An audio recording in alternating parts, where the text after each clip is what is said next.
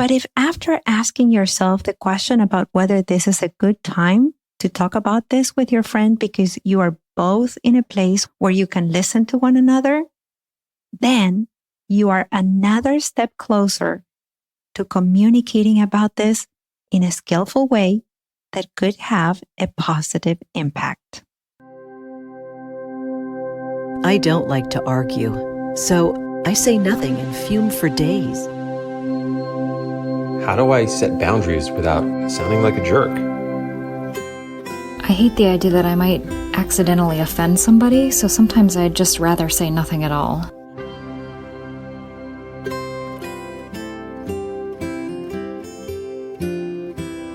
Welcome to the Language Alchemy Podcast, and thank you for joining me today.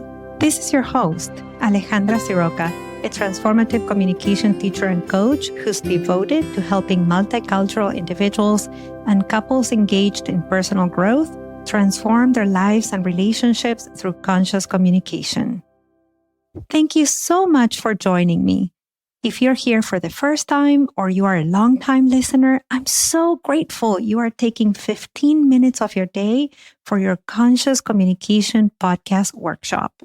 This is your place where you cultivate greater awareness about your communication and learn tools to show up as the compassionate and mature adult that you are. In the last few podcast episodes, I've been talking about bringing more awareness about the impact our communication has. I started talking about this in episode 131. Then in episode 132, I gave you a list of communication habits that have a negative impact. And in episode 133, I talked about who is negatively impacted when our communication is unskillful. Today, I am going to give you 5 questions when you want to prevent having a negative impact with your communication.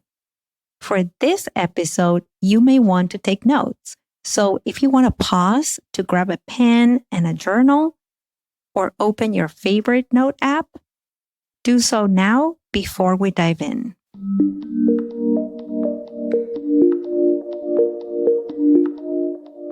Now, before we start, let me remind you that when I'm talking about communication, I'm not only talking about the specific words you say. I'm also talking about your body language, your tone of voice, and your actions. So, with that in mind, I'm going to give you a scenario.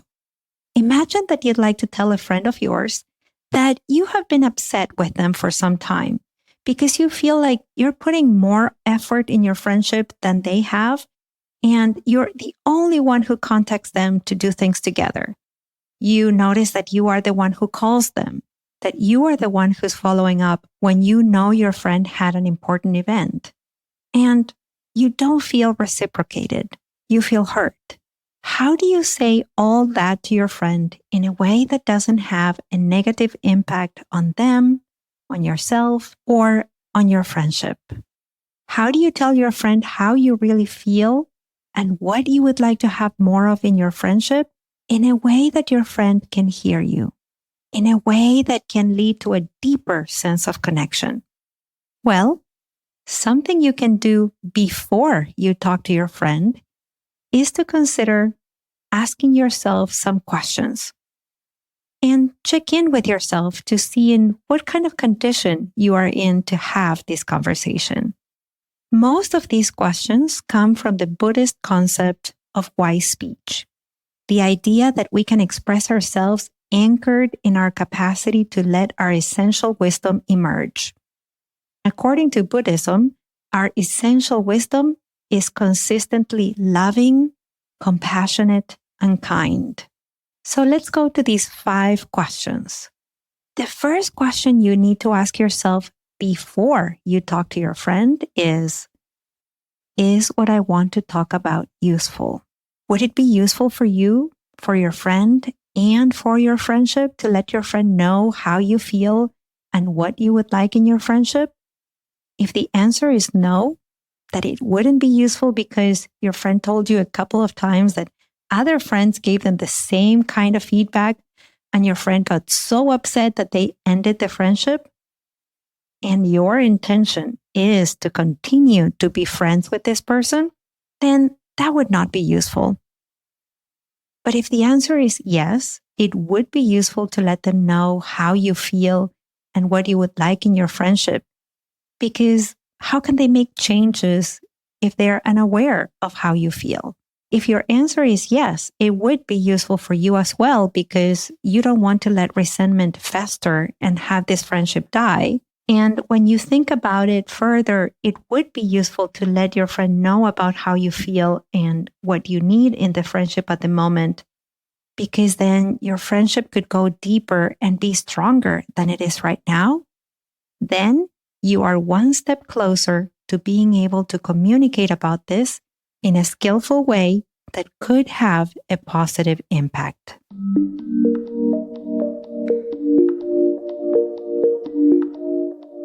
The second question to ask yourself before you bring this up with your friend is what I want to talk about truthful? Is it really true that you are the only one who makes an effort to connect with your friend and do things together? Is it true that your friend is not showing up for you at all? Could it be that this has been going on during the past month when your friend has been preoccupied with their parents' illness? And if you think about times when your friend's life was calm or good, did your friend make any attempts to reach out to you and spend time together? If after considering what's been going on for you and for your friend, what you wanted to talk about is not completely truthful, then you may choose to not talk about it, or you may consider changing what you would like to say. It may be that instead of lodging a complaint with your friend, you want to acknowledge how hard things have been for them lately. And you also want to let them know that you miss having more contact like you used to in the past. But if the answer is yes, what you want to talk about with them is truthful, then you are another step closer to being able to communicate about this in a skillful way that could have a positive impact.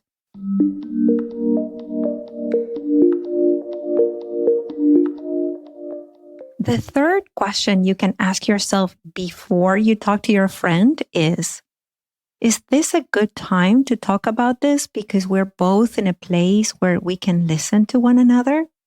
Is this really a good time? So, for example, if your friend is about to have a child or about to travel to help take care of their ill parents, this may not be a good time for them to listen to you because they may be feeling maxed out, overwhelmed by the demands of life. Your friend may shut down, feel attacked, unseen by you, get defensive. Or maybe after asking yourself this question, you realize it's not a good time because you've been very stressed out lately. You have a lot going on in life, and since you've been listening to the Language Alchemy podcast and you've become more aware about your communication patterns, you now know that when life feels stressful for you, you tend to be harsh with your words, and you tend to go into blame and criticism. So no, this would not be a good time to bring this up.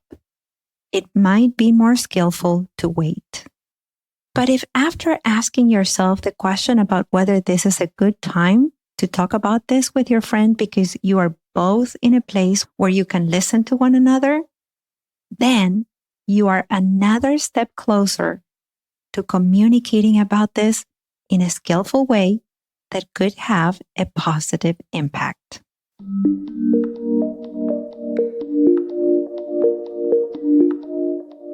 The fourth question to ask yourself before you bring this up to your friend is, am I feeling kindness, care, and warmth towards both my friend and myself?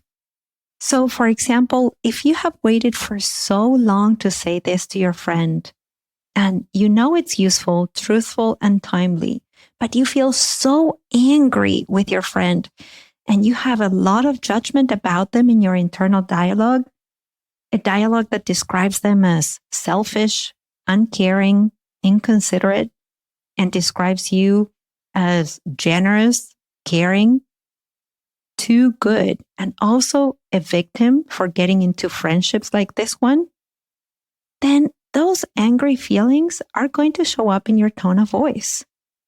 Those judgments about them or you will show up in your words. The belief that you are a victim is going to show up in your body language.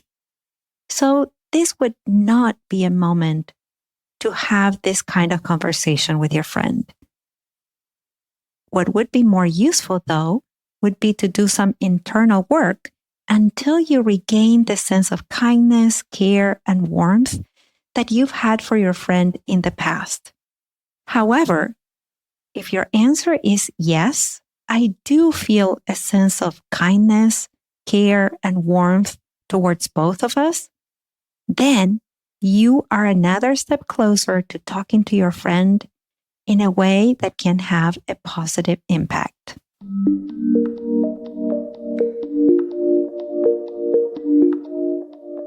So once again, what am I feeling in my body? Do I feel grounded, calm, open, and spacious inside?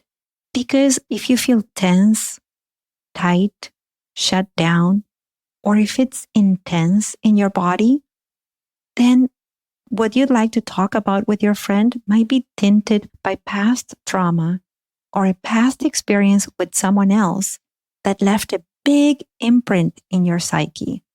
And so if you do talk about this with your friend, your words may come out as an exaggeration of your experience, or you may transfer some of the past experiences with someone else to your friend. And that would not lead you to communicate skillfully, let alone have a positive impact. Now, if the answer is yes, then anchor yourself in your current experience of groundedness, calmness, openness, and spaciousness, and let your words flow because you are likely to communicate in a skillful way that can have a positive impact.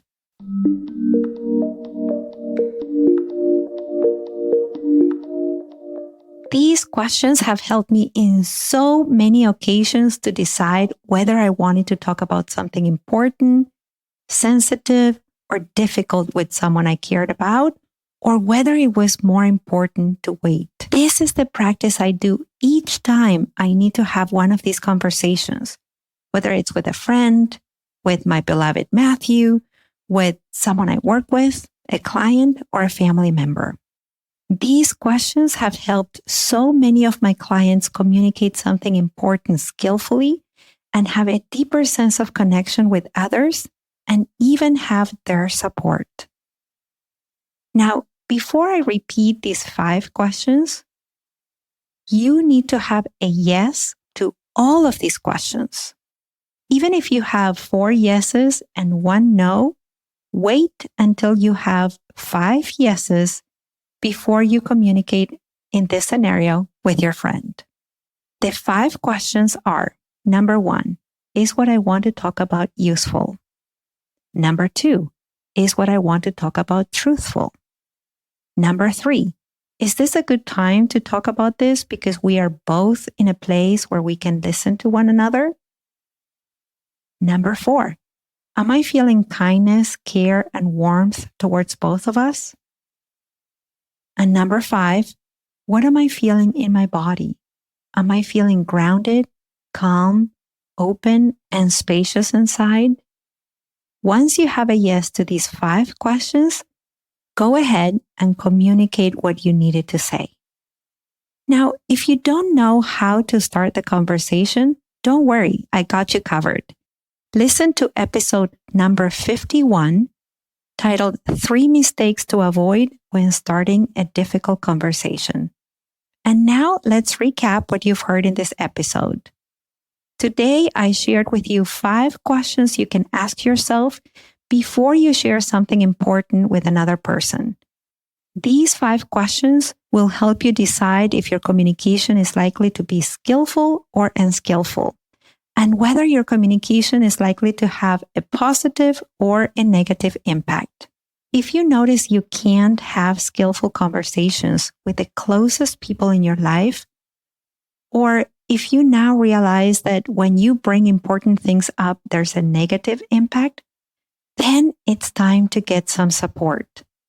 If you would like my support, visit languagealchemy.com and have a consultation with me about whether you'd benefit from one-on-one coaching, couple communication coaching, or group coaching. Next week, I am going to talk about how to apologize consciously when we communicate unskillfully. Thank you so much for listening, and a special thanks to all my students and clients, hundreds of people who have learned to communicate skillfully and have more fulfilling lives and relationships. Until next week, and as we say in Argentina, ciao ciao. Original music by Gary Lapo. You can find all links in the show notes at languagealchemy.com.